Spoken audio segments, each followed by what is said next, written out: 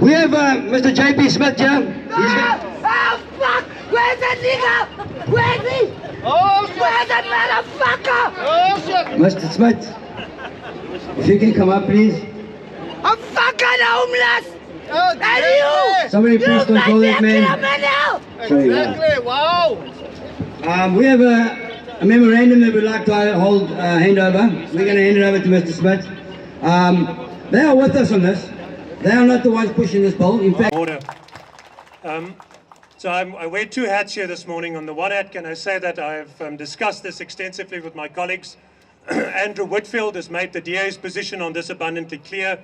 As with many others in Parliament, we are opposing this. We think it's a fundamental problem. If the police are not in a position to protect its citizenry and you then deny or deprive the public of the position they have or the opportunity they have now to effect that self-defense. The police budget is being significantly decreased over the next 3 years. As difficult and challenging as our crime situation is now, it is unlikely to get better. It is likely to get worse. Regan Allen, who was meant to be here to receive this, he was under the impression that this is happening at 2 o'clock, so I was given about 15 minutes warning to be here, said to me that he has invited you to participate in the Gun Summit on Tuesday. We hope that that will be the largest virtual summit to discuss this matter, and we are trying to mobilize people around this issue as well.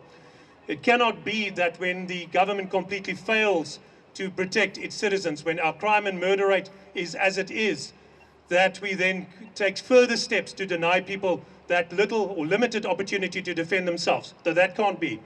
So the other hat I'm wearing here is from the city of Cape Town. And I want to tell you, I have the privilege of working with Metro Police often. I have the privilege of seeing the statistics that the Gang and Drug Task Team and others generate and the arrests they make.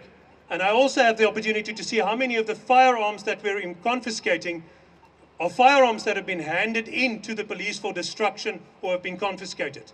That is a serious crisis. And that's also a matter of public record now. And I am not suggesting that any of the officers here are part of that. But it only takes a few rotten apples and saps to make that possible, as we've seen with the sale of firearms and those that have already served but a sliver of their sentence and are back out on freedom now after selling guns to gangsters.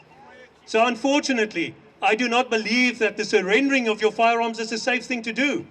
I think that the surrendering of that firearms puts in the hands of gangsters a whole lot more firearms that will do a great deal more harm to people across parts of our city who are the most vulnerable. People I was walking with neighborhood watchers last night in Hanover Park with. So I want to say you cannot consider supporting this legislation. It's lunacy.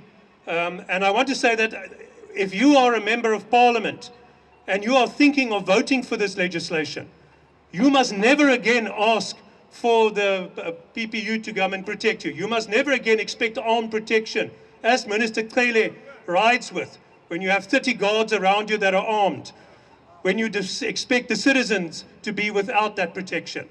Then walk with people without firearms, and let's see how confident you then feel in the work you do.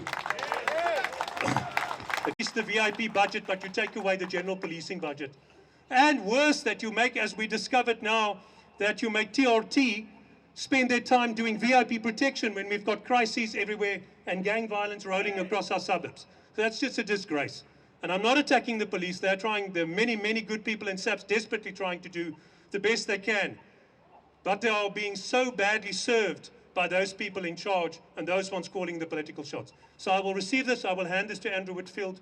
And you have my full support.